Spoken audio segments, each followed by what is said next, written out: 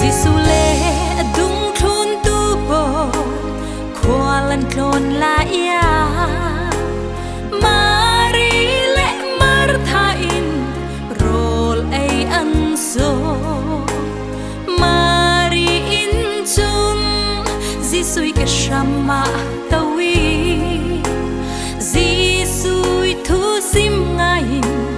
dai te na to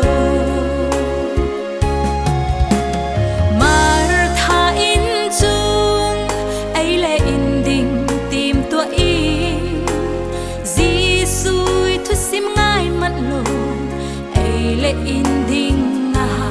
aboaye Giêsu in Martha nang chu thil tam pi rotin na thin aboa siman se lo mari chun anun nak sang atul son mi ashil nga zo dẫu man in nan lòng non lâu đi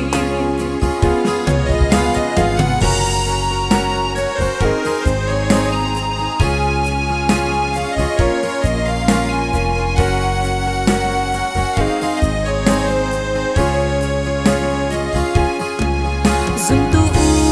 nào căn nun naga tak sa sang ngã mô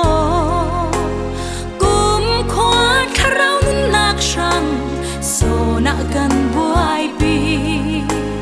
kan tul son mi Giêsu ke shama tawi Giêsu thu sim ngai rundam nak châu asi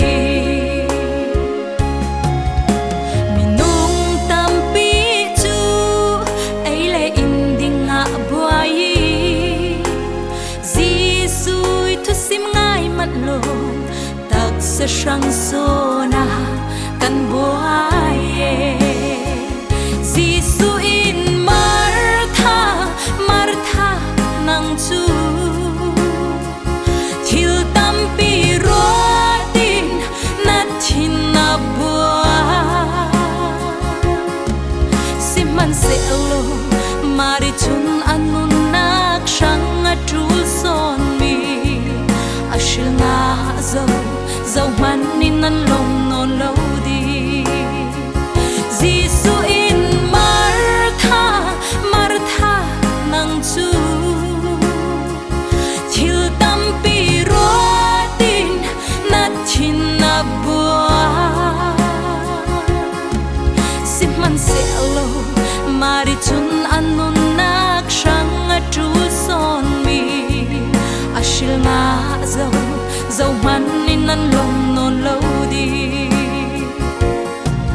ashil nga zo